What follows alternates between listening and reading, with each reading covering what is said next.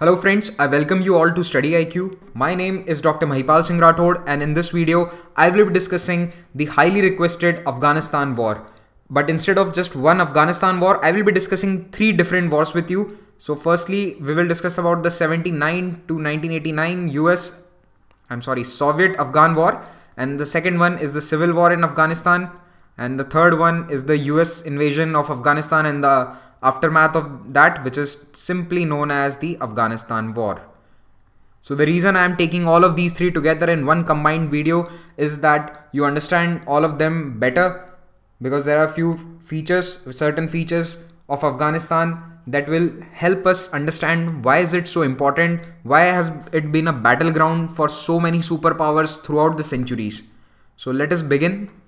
So the question, as I asked you right now, everyone from Alexander to the British Empire has tried to conquer or attack this relatively small landlocked Central Asian country. It has no access to sea, hardly anything grows over here. So why is it so important? Why does everyone want to go and attack Afghanistan? The answer, my dear friends, lies in the geography of the place. The central location of this country between the traditional powerhouses of Eurasia, Middle East, South Asia. Large empires like the Mongol Empire that was in Eurasia. Europe plus Asia is commonly the common landmass. It is called as Eurasia. So the Mongol Empire was the largest empire which ruled over this complete region. Then in Middle East we have big kingdoms like the Persian Empire, and South Asia obviously means India and the Indian subcontinent, India, Pakistan, Bangladesh, Sri Lanka. So India also has had major empires like the Mughal Empire, the Mauryan Empire, the Gupta Empire. So this Afghanistan is in between all of these. Look here in this map. So look at this map. All the Central Asian powers like the Kushan, the Shak, everyone came to India via this route through Afghanistan. If they had to come from Central Asia, they had to come here. The Mongol Empire also ruled in this entire region. This is Eurasia. They also attacked India via this route. Anyone who had to come to travel for anything, you say, you name it, religious tour, travel tour, attacking tour, they have to come through Afghanistan. Similarly for Middle East, Afghanistan, and again from India, if you want to have trade relations with Europe, you have to go through this place. So this is the importance of Afghanistan. I think now you can understand it is at the crossroads. It is like the junction of a very busy traffic route throughout the history, not just some in the morning traffic or the evening traffic. Throughout the 2500 years of history, it has been at a very important junction. Now this is a political map of Afghanistan. You need to understand, you need to remember a few places like Kabul. You should know where the location of Kabul is. And then in the south, the largest city is Kandahar. And here in the west, we have Herat and Zaranj. So Zaranj is the place where India is trying to build a railway line and a highway up to. So it will be connected to the Chabahar port of Iran. Here, the Chabahar is somewhere here in south. And up north in Afghanistan is Mazar-e-Sharif. Okay, one peculiar thing, this part of Afghanistan is called the Wakhan Corridor, and this touches the boundary of India, which is currently in the Pakistan occupied Kashmir, but you should know this name, Wakhan Corridor. Okay, this also touches China here. So the Wakhan Corridor has a boundary with China as well as India. After that, we have the northern countries here like Tajikistan, Uzbekistan, Turkmenistan and Pakistan here. This is Khyber Pass here near Peshawar. So Khyber Pass connects Afghanistan with Pakistan. The actual border crossing, the town at the border, it is called Torkham. That is situated right near Khyber Pass. And Torkham crossing was in the news recently because it was shut down after a big terrorist attack in Sindh in Pakistan. And after that, the government in Pakistan shut this Torkham crossing, and there was huge line of traffic on both the sides. There is a highway in Afghanistan that connects all these major cities like this. Okay, so it is often called as the Garland Highway because you can see it is like a garland in Afghanistan. It is a circular ring road type highway. Remember, there are not much highways in Afghanistan. There is just this Garland Highway, and apart from that, there are a few roads that go. There is one road that goes up north into Tajikistan. So why is that? Because of mountainous area. Afghanistan has often been called as the graveyard of empires, because many major empires have come here, they have attacked, and they became so weak that ultimately they crumbled by themselves. Best example would be the Soviet Union. Soviet Union attacked it for 10 years, and a mighty Soviet Union, such a large country, finally disintegrated into 15 different nations, and a big reason for that was the war in Afghanistan.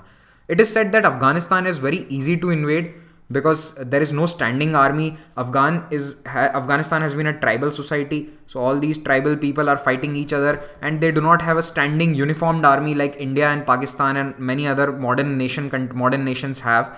So Afghanistan has never had the standing army like that. So there is no one standing at the border when you attack them. So it is very easy to invade. It is a bit difficult to conquer because of the geography, but it is impossible to rule by any foreign power. Why? Again, geography. So geography is its boon as well as bane. It is its bane because bane means something which is not good for you, that like the proper Hindi word is shrap. So it is a bane because everyone wants to attack Afghanistan because of its geography. And why is it a boon? Because the geography only saves Afghanistan from permanent foreign occupation. No one can rule over Afghanistan for long because of its very tough geography, the mountainous areas. And the second reason is the tribal and ethnic divisions. You cannot have peace in between all these tribal and ethnic people and rule Afghanistan peacefully for a long time, because there are a lot of ethnic divisions. See, this is the geography. You can see there are large mountainous areas. The entire central part of the country is divided by the Hindu Kush mountain. These are the Hindu Kush. So the Hindu Kush mountains, they divide the country, and almost 60-70% of the country is mountainous. There is desert in the south of the country. So this is the Helmand province. Here you can see there is a desert. And most of the cities are located in valleys. Okay, so the big cities are all located in the valleys, and the villages and the rural areas, they are all in the mountainous areas. So it is very difficult to make roads. Do you understand now why there are so few highways and the infrastructure is so poor in Afghanistan? Because of the very high mountains and difficult geography. Then the second reason that I told you was the ethnic division. So the large ethnic groups in Afghanistan are the Pashtun, first of all. They are about 40% of the population. Then the Tajiks and the Hazaras and the Uzbeks. So these are the large ones. Mainly it is Pashtun and Tajiks. So look at this map. The light green ones are the Pashtun population. It is interesting to note that the Pashtuns are found in Pakistan and Afghanistan both. In fact, this entire area was a Pashtun belt, but in 1893, the British very cleverly divided this area. So this border was divided between the country of the King of Afghanistan and the British Empire of India. They divided this line. Sir Mortimer Durand divided this line, and it has been called Durand Line since. And this Durand Line divided the Pashtun populations half into Pakistan and Afghanistan. See, it is a very clever ploy. Why? Because now they are divided in two divisions. So they are in majority nowhere. Neither are they complete majority in Afghanistan nor in Pakistan. But if there was this one single country with Pashtuns in it, this would have been very powerful. Everyone would have been Pashtun here, and the ethnicity would have been same. Today, there are more Pashtuns living in Pakistan than in Afghanistan, because Pakistan's population is a bit more. The area in which they live in Pakistan is more hospitable, so the population is more. But it is very interesting to note that the tribal Pashtuns have never recognized this border. They simply walk across from here and come from here. They have marriages in between. They have trade and all kinds of normal day-to-day activities, or your daily life that you carry on without thinking that this is an international border. So the Pashtuns have carried on their daily routines for the past 100 years, just imagining that this border does not exist. Obviously, there are few border crossings, like I said, Khyber Pass, the Torkham crossing, where there is all military checkpost and everything is there. But apart from that, the Pashtuns don't care about this border. They just go about their business. And this has been a big problem for Afghanistan and Pakistan both. Why? Because whenever the terrorists do something here in Afghanistan, they simply carry out a strike, they destroy the army vehicles, then they will go and hide here in Pakistan villages. Again, if they do something here in Pakistan, they will go and hide in Afghanistan. That is why Pakistan blocked off this Torkham crossing a few months back. And I forgot to tell you this. You see, in the northern areas, you can see here are the Uzbek and the Turk people, and they all live in the north areas, and the Hazaras, they live here in the central area, the dark green ones. Okay, so it is a pretty mixed ethnic populations. And the languages spoken in Afghanistan are Dari and Pashto. So Pashto you can understand, obviously it is the language of the Pashtun people. Dari is similar to Iranian, the Persian language. Okay, so it is a bit similar to Persian, not exactly similar, a little bit similar to the Persian. So this is Dari and Pashto are the two main languages of Afghanistan. Few important facts, although they are not very much related, but it will help you to understand Afghanistan. Only 12% of the land here is arable. Arable means where you can do agriculture. So it is not like India that you can have big fields everywhere. Wherever your eyes go, there are fields and fields like northern plains of India. No, it is like a very harsh terrain where it is very hard to grow things, and that is why it cannot sustain a very large population. Okay, and this also was a very big reasons that empires which were based in Afghanistan, they always try to attack India, because India has always had a very good agricultural produce, and whenever agriculture was good, it could sustain life, it could lead to riches. So 12% of the land is arable, and out of this land also, what do they do? They produce opium.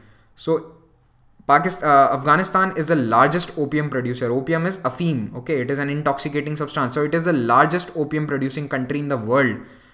The 90% of the world's heroin, which is made from opium. 90% of the world's heroin is made from opium, which comes from Afghanistan. And then this is sold to developed countries in the markets, and also countries like India. So it comes from Afghanistan to Pakistan, and from there it is illegally smuggled into India, and it goes to metro cities where it is distributed, also in villages. This has led to a huge problem in states like Punjab. Then we will talk about the Great Game. What is this Great Game? It was a conflict of supremacy in Central Asia between the British Empire and the Russian Empire in the 19th century. See, this is Russia and this is the British Empire in India. Now Russia wanted to access the warm water ports here. Russia had a very big problem.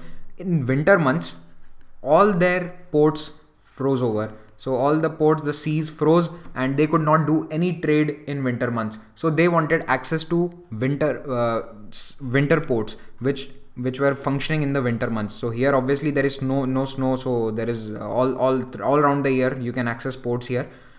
On the other hand, the British Empire did not want them to come southwards, because they thought that Russia could invade India if they have Afghanistan with them. If you reach till Afghanistan, then it is very easy to come to India. There are no mountains. If you come down up from Khyber and Peshawar and onwards Islamabad, directly you can attack India. You must remember history. All the attackers to India have taken up this route. So this Afghanistan became the middle ground for both of them. That is why this was part of the Great Game. Finally, it ended in at the end of 19th century. Both of them decided that Afghanistan will be a buffer zone. We won't come in between. They decided the border. The Durand Line was decided, the border of the British Empire, that we won't come here, and even the Russians decided that we won't cross the river here. Okay. So the boundaries of modern day Afghanistan were decided. In 1919, British signed a treaty with the King of Afghanistan that now we will not interfere in your affairs, and thus Afghanistan got its independence. Now, as we progress to the middle of the 20th century, the independent Afghanistan had a king called Zahir Shah, okay, and he introduced reforms in 1960s. He brought in elections, he gave political rights to the citizens, and he also brought in women's education. So he was a very progressive king, and Kabul in 1960s and 70s was a very good city. It was developing at a very fast pace. Highways were being built all over Afghanistan, new airports, new TV stations. So Afghanistan was a very up and coming country, developing, progressive country. Although it was not very progressive, the king was trying to make it very progressive. But suddenly in 1973, the king's cousin Daud Khan, he ousted him. The king was on a foreign tour, and this Daud Khan took up the presidency and prime ministership. Remember, he did not become the king. He said that no king, now I am the president and the prime minister. After that, we have the Saur revolution or the communist revolution. Then this Daud Khan could rule only for 5 years. After 5 years, there was a communist party in Afghanistan which organized a coup against him. This party was the People's Democratic Party of Afghanistan, or PDPA. It organized a coup and killed Daud Khan was killed in this, and the communists seized control of Afghanistan. They continued with the modernization programs of Zahir Shah, but they also tried to bring land reforms. Why? They have communist thinking, they have socialist thinking. According to them, everyone should have equal resources.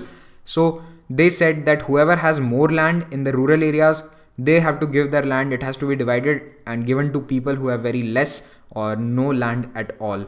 This was widely detested by the people of rural areas. See, Afghans are very self-dependent. They do not like too much government. No one likes to pay taxes. They have lived their lives for thousands of years in a certain manner, in a certain way. Okay, they are very much self-sufficient. One valley is self-sufficient in itself.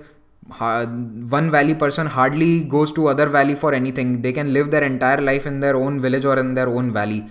And suddenly the government starts taking taxes. They say that your land is not yours, it has to be given to other people. So many people rose up against such land reforms, and there was uprising and thousands were killed by the government when it cracked down upon these protests.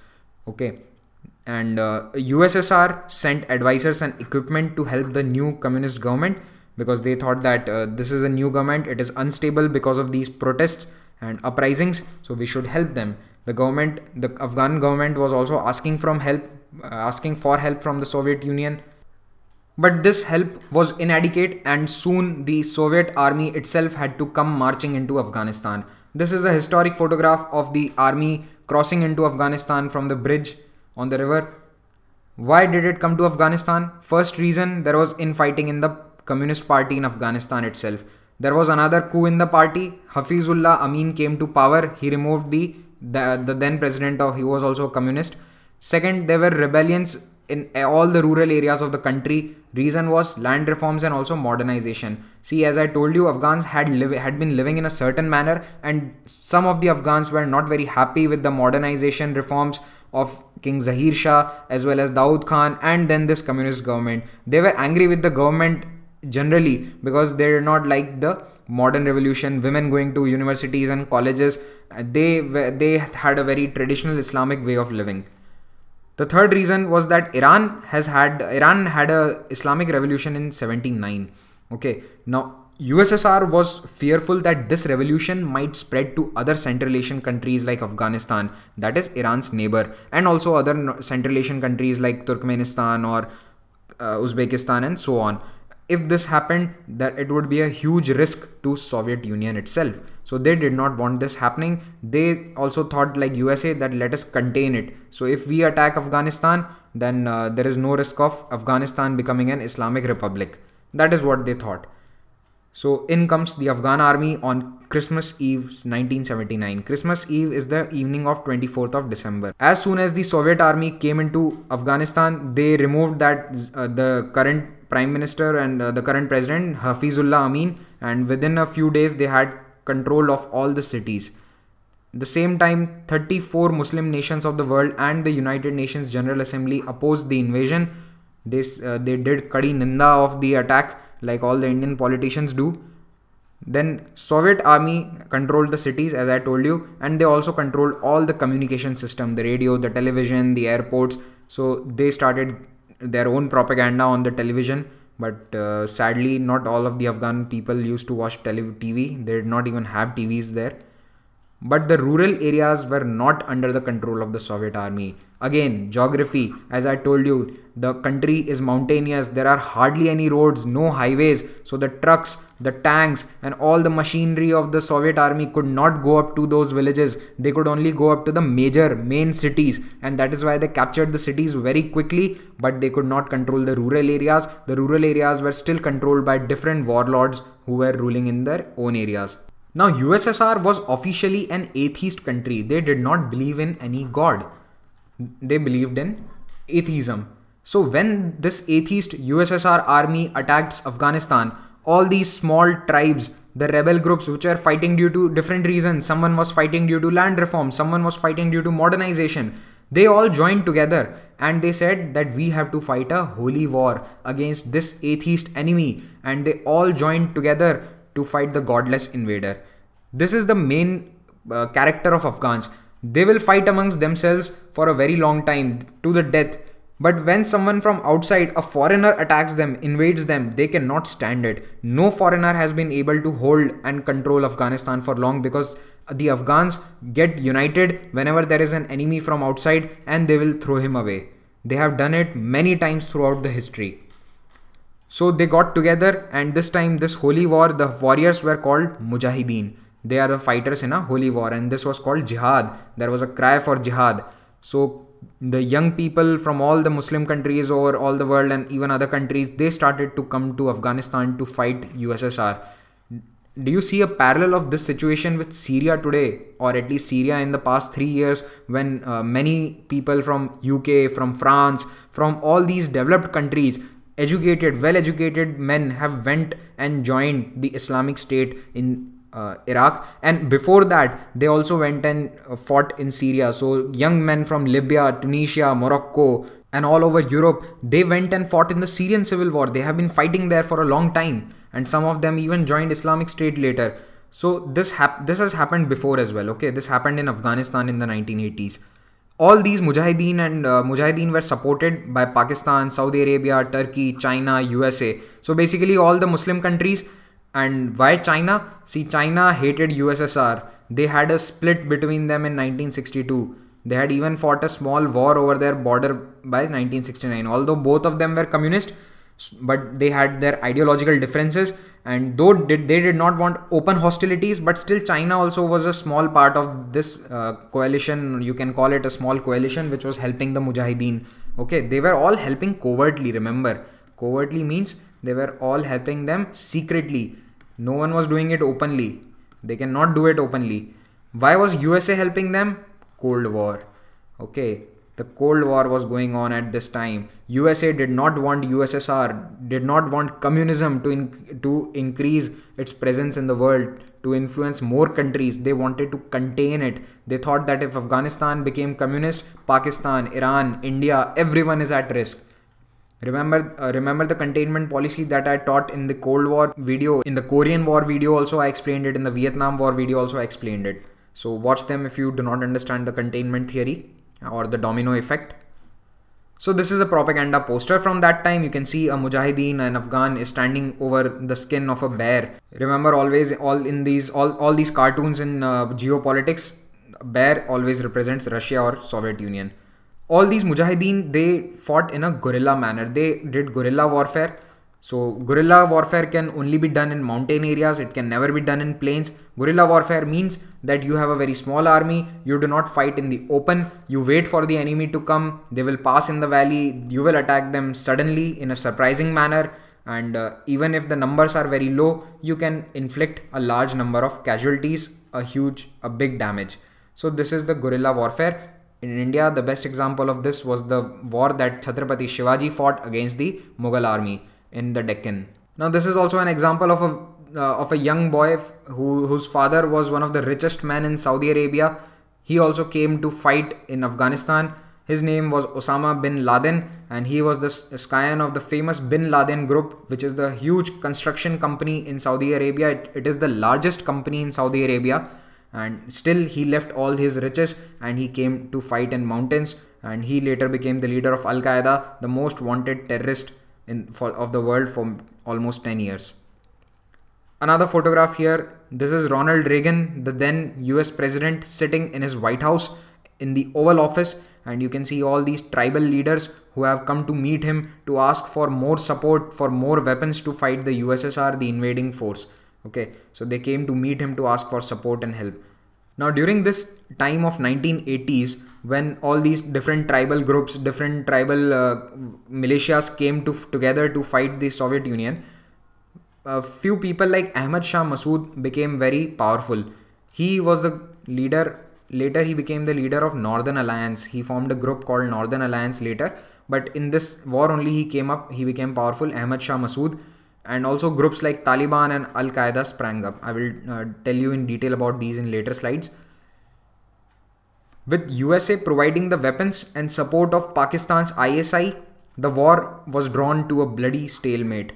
Why? See, Pakistan was involved because Pakistan was on the side of America in Cold War towards USA, and also it wanted its own influence in Afghanistan. because Afghanistan is important for Pakistan's foreign policy as well. For Pakistan's safety, for Pakistan's foreign policy to succeed, they would always that the government in Afghanistan, the government in Kabul should be favorable to Pakistani establishment.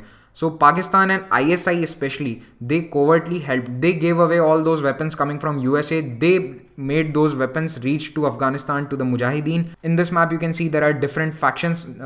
This map is just to make you understand that the Mujahideen was not one single group. There are different groups fighting all over the place. You can see all these small colors. These are the different groups that are fighting the Soviet army. The game changer in this war was a missile called the Stinger. It was a light, portable and a handheld surface-to-air missile. You can see it in this photograph, this painting. This man is holding a launcher on his shoulder. It could launch a missile that could go and crash down an entire aeroplane.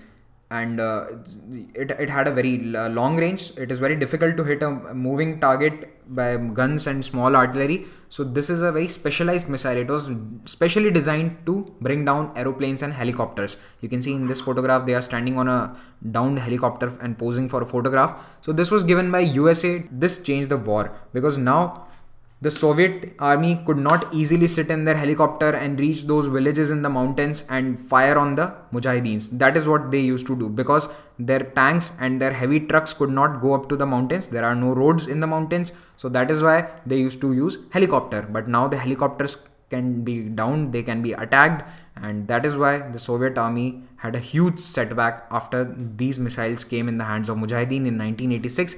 There is a movie called Charlie Wilson's War which shows this story, this exact story of how the Mujahideens were helped. So now the war is winding down because of few reasons like the Stinger missile, but more importantly because of Mikhail Gorbachev. Gorbachev came to power in 1985 in USSR and he brought his reforms process called Glasnost and Perestroika.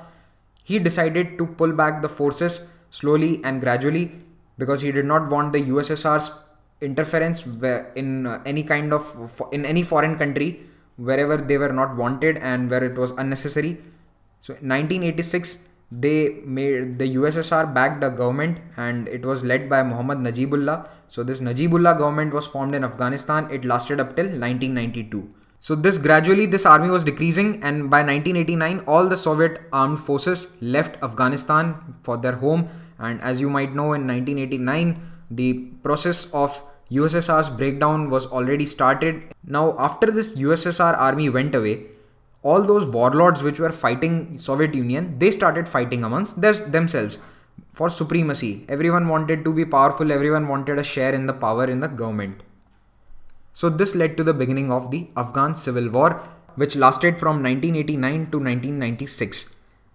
In 91, USSR collapsed, Soviet Union was no more, now it was divided into 15 countries, and it was the biggest backer. It gave money, diplomatic support to Najibullah government. So after the fall of USSR, in some months, this Najibullah government also fell. And why did it fall? Because of the warlords who were fighting it. And these warlords, after the Najibullah government went, they decided amongst themselves that they will form a coalition government. And this agreement was brought about by the efforts of Pakistan. In fact, this agreement was signed in Peshawar. But this agreement did not hold because they kept fighting amongst themselves. One of them did not sign the agreement. He started fighting all the other ones. And Kabul was a war zone for the next 4 or 5 years. Continuously, every day there was fighting going on in all the major cities of Afghanistan.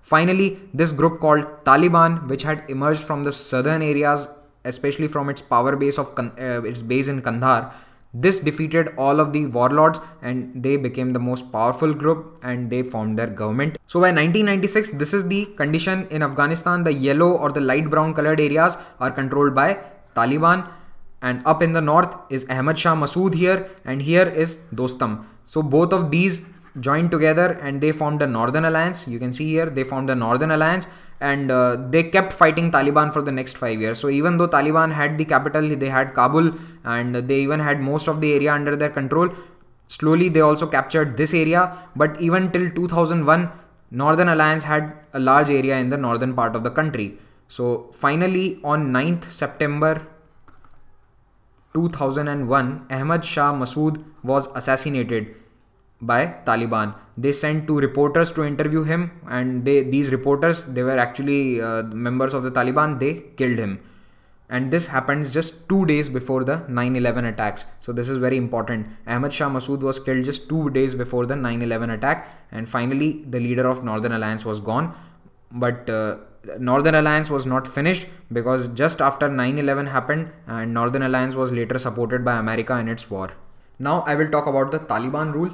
What does Talib mean? Talib means students. Okay, this is the basic meaning of the word Talib. So these are students. And who was the leader of this group? Mullah Umar. This Mullah Umar was supported and backed militarily by Pakistan. So Taliban government could sustain because Pakistan was supporting it. As I told you earlier, all these factions were fighting for the supremacy in Afghanistan in the civil war. Now different government were supporting different. So Saudi Arabia was supporting someone, then Turkey was supporting some other faction. But finally Pakistan decided to support Taliban, and Taliban could establish itself. In fact, most of the governments did not recognize Taliban as a valid government, but Pakistan did recognize it. Taliban adopted a very strict interpretation of Sharia. They banned almost everything, all entertainment, songs, movies, sports, football, everything was banned in Taliban rule. And they had widespread human rights abuses. If someone was stealing, he was stoned to death, and there were other harsh type of punishments. The conditions for women were worst. There was no education for girls now. No girl was allowed to go to school, and they had to cover up head to toe in full burqas.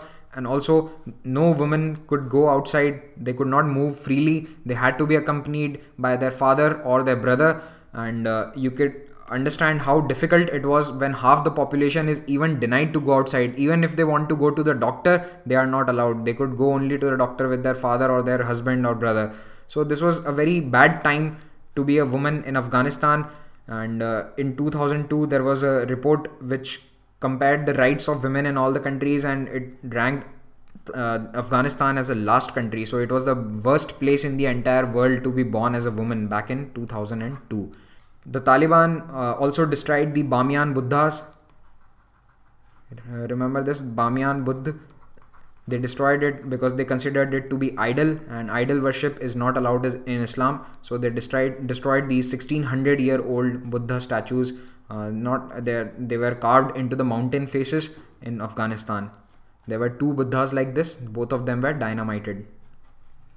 Then there is another group called Al-Qaeda. Al-Qaeda and Taliban are different. Don't confuse them. I have seen many people considering Al-Qaeda and Taliban to be one. No. Taliban was a group that wanted to capture territory, wanted to rule. They wanted to practice the Sharia law as it is written, and they wanted to implement it over a large population so that they could bring an ideal kind of world, ideal Islamic world.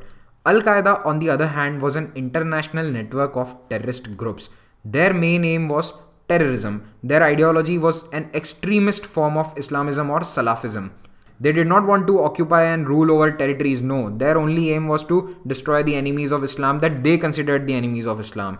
And the leaders were Osama bin Laden and Ayman al-Zawahiri, and they were given support and shelter by the Taliban. That is why they are very close. They are associated, because under the Taliban rule, they were given a free hand. They established a huge number of training camps. So all the training camps of Al-Qaeda were situated in Afghanistan. They could train easily over there. They can establish their networks. Osama bin Laden used to live there for a long time. They carried out a large number of attacks in the world. For around 15 years, they were the largest terrorist network in the whole world. So they carried out the World Trade Center bombing in 1993. Yes, this is the same World Trade Center that was attacked again on 9/11. They hijacked 4 aeroplanes, crashed 2 of them into the World Trade Center, another one into Pentagon, and another one crashed into the ground, and it was headed for the White House. They also bombed the US embassies in Kenya and Tanzania in Africa in 1998, and they also bombed the Madrid train bombings in 2004. They carried it out. Now comes the moment that changed the course of 21st century history, 9/11. So on 11th September 2001, 4 planes were hijacked by Al-Qaeda terrorists in America, and 2 of them flew into the Twin Towers. They are the World Trade Center Twin Towers because they are 2 towers. They were one of the tallest buildings of the world, and they crashed. These planes crashed into the building, and this building came down. These attacks led to the death of around 3,000 people in one single day, and it is considered to be the biggest terrorist attack that ever happened on American soil, in fact in the world. The scale of these attacks was unparalleled. No one could have thought till that day that a plane could be hijacked and crashed into a building and that entire building would come down. So after this 9/11, George W. Bush, the then president of USA, he declared his war on terror. So he said that either you are with us or against us. This is a very famous speech he gave. He challenged all the countries of the world that either you are with us in this war on terror or you are against us, we will attack you. Basically what he meant was that there are many countries in the world which harbor terrorists. They knowingly or unknowingly allow terrorist camps to flourish in their own country because those terrorists are not attacking them or maybe even helping the policy of that country. But ultimately they are terrorists, and that is what Bush said. So either you remove the terrorists from your soil or we will come and attack you and remove those terrorists. So that was what he did. He told the Taliban, which was the government of Afghanistan at that time, that you give us Osama bin Laden and you shut down all the Al-Qaeda camps, because they found out in few days only that Al-Qaeda was behind these attacks. So they said that Al-Qaeda should be removed from Afghanistan and Osama bin Laden should be given to America. Taliban said no. That is why they attacked Taliban. And they did it with other countries. They did it with Iraq. And also, as a part of this war on terror, they have carried out operations in Yemen and Somalia and many other countries, small operations in countries like Philippines and a few African nations. So wherever there is any terrorist activity, America is now involved. This has been there for the past 16 or 17 years. According to this war on terror policy only, even today they are involved in Syria, they are involved in Iraq. So since the Taliban government refused to give Osama bin Laden to USA, they attacked Afghanistan, and this was called Operation Enduring Freedom. It started in 2001 and this operation went on till 2014. Actually, it took them only 2 months to conquer the entire country. By December, the Afghanistan was in the hands of America. Taliban government was gone. All the Taliban fighters went into hiding in the mountains. By December, the United Nations Security Council formed an International Security Assistance Force. It is called ISAF. I will call it ISAF from now onwards. So this ISAF was formed by UN, and there are many countries that are part of ISAF. There's America, France, UK, and many other countries, America, Australia, New Zealand, and so on. And these are all part of this International Security Force. This ISAF, its main duty was to provide security and stability to Afghanistan while the government was transitioning, while democracy is brought back to Afghanistan. Hamid Karzai was made the interim head of the interim government in December itself. So this is Hamid Karzai. He was made the head in 2001.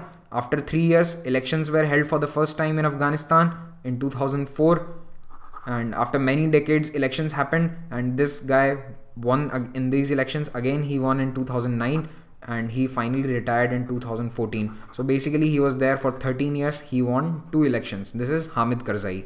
So this war went on for a long time because of an insurgency, the Taliban insurgency.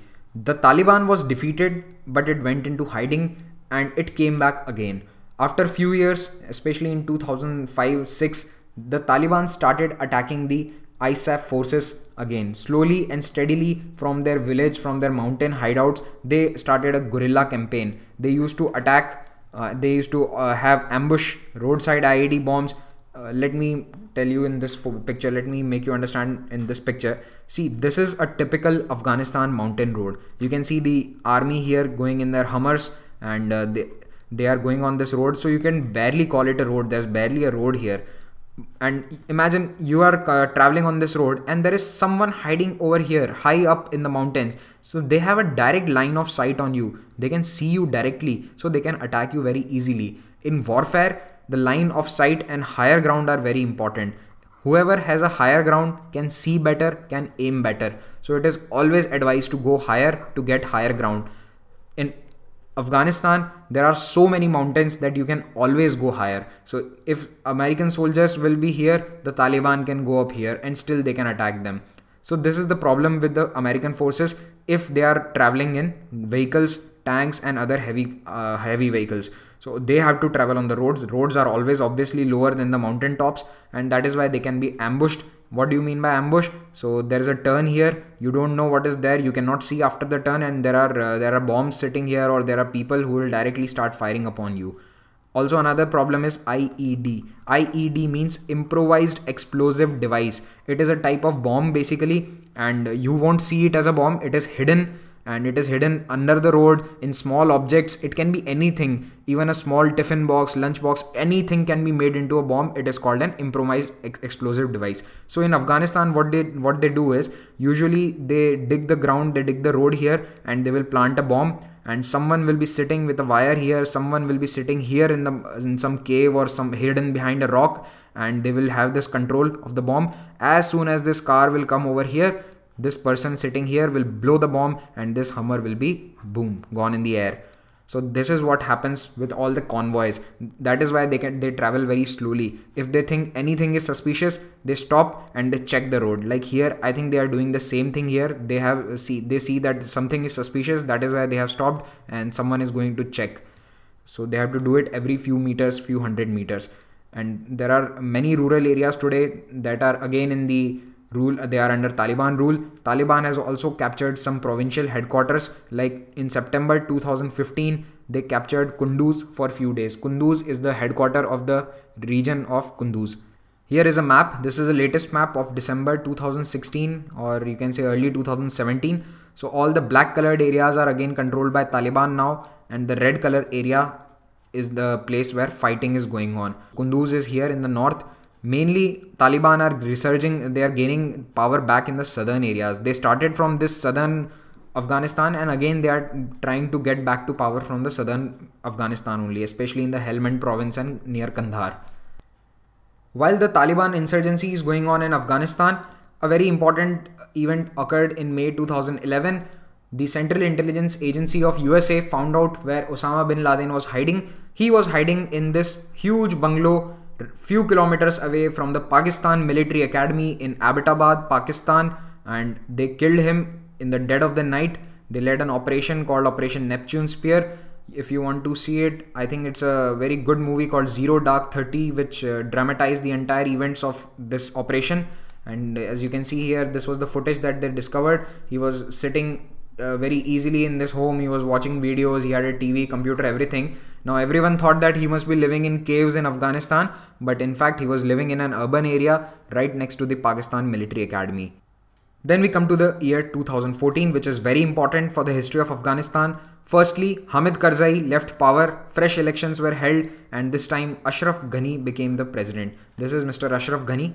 And after that, in December, the International Security Assistance Force transferred all its security duties to the Afghan security forces. So basically, now the security of the country is not in American hands, not in the American army's hands. It is again back in the hands of Afghan's army. In the past 15-14 years, the USA Army trained and recruited a large number of local officers, local soldiers, and they made an entire Afghan army. But still, around 10,000 American soldiers are still there in Afghanistan to advise, to support the Afghan army, and to carry out counter-terrorist operations. Also, Taliban split into two factions in 2015. Mullah Umar, the leader of Taliban, died in 2013, and in 2015, the group divided into two because one faction was in favor of peace talks with this Ashraf Ghani government, because the government had asked Taliban to come for talks.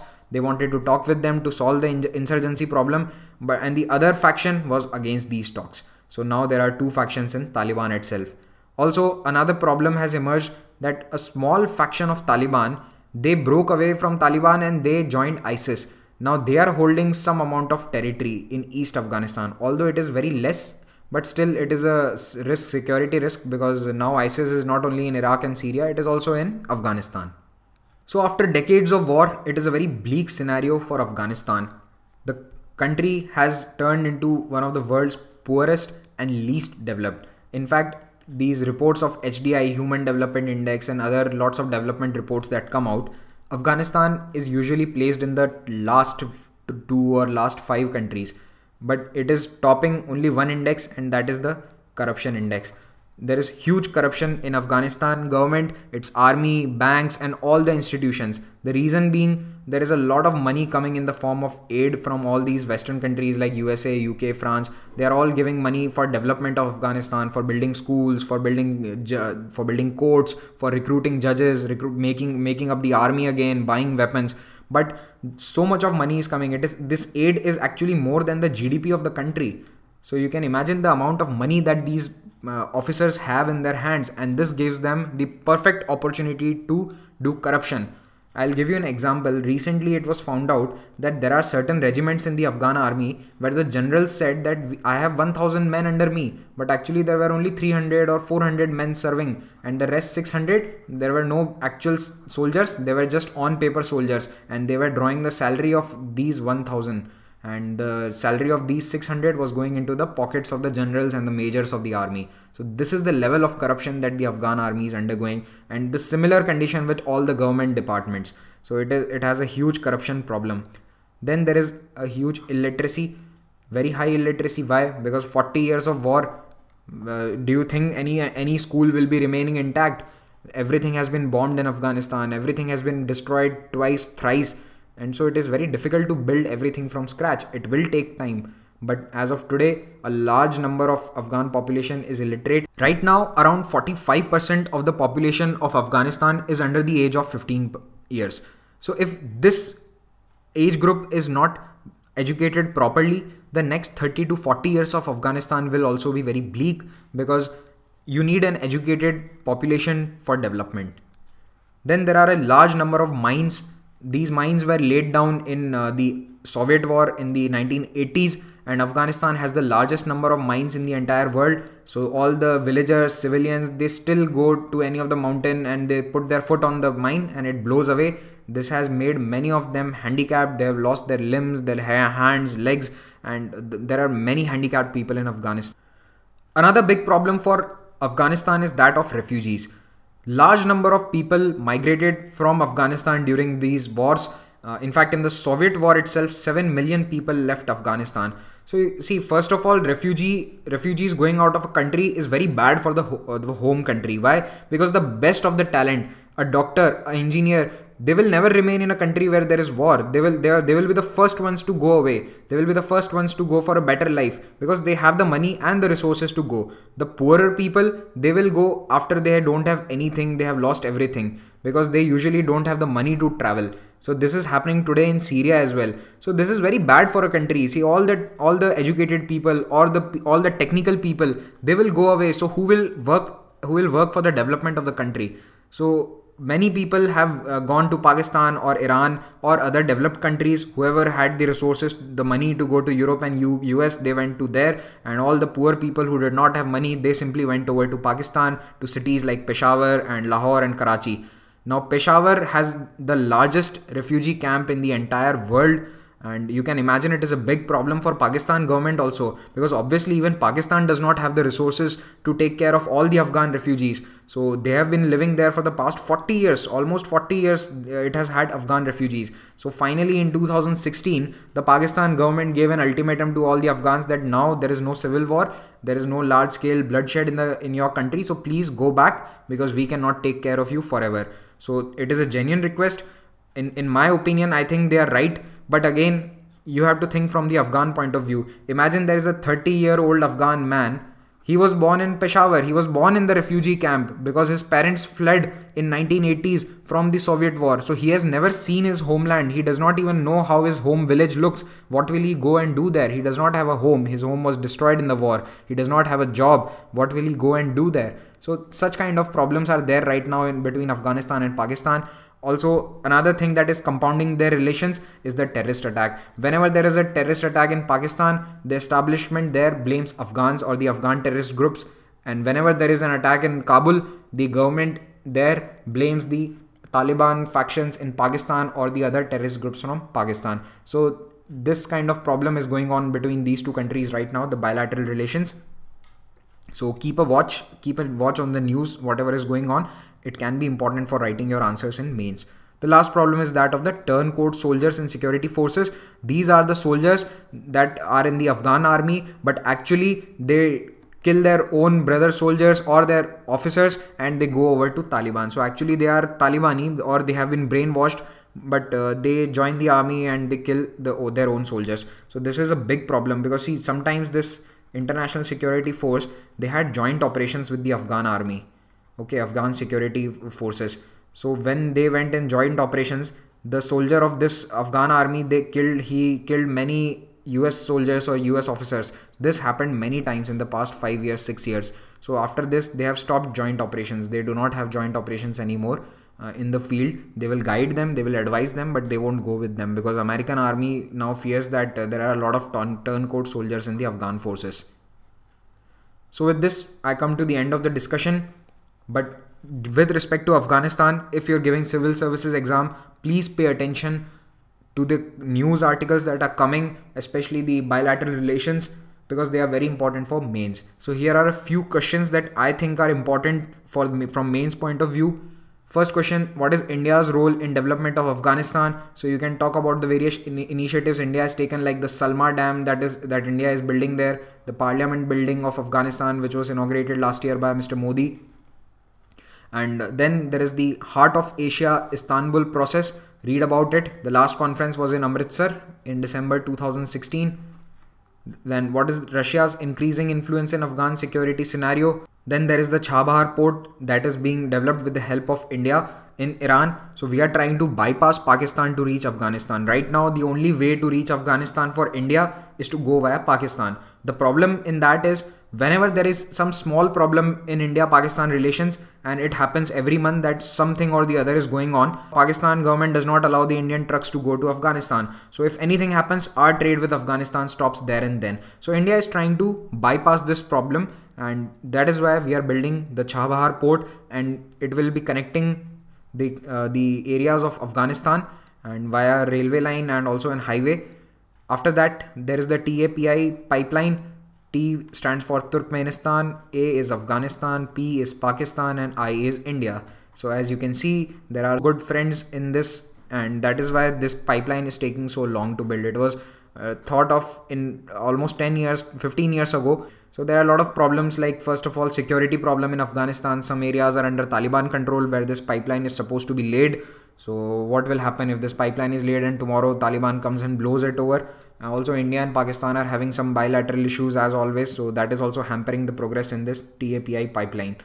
Although if this happens, it will be a great boost for India's energy security, and we can have access to all the oil fields, gas fields of the Central Asia, and there are huge reserves there, and it will cut down shipping costs a lot. So with this, I come to an end of this video. I know it was a quite long one. Finally, before leaving, please remember that StudyIQ has pen drive and tablet courses designed specially for SSC and bank examinations. So you can order them from www.studyiq.in, and also you can call on this number for more details. If you like our videos, please give your feedback in the comment section, subscribe to our channel, and share the video with as many people as possible. Thank you very much. Have a good day.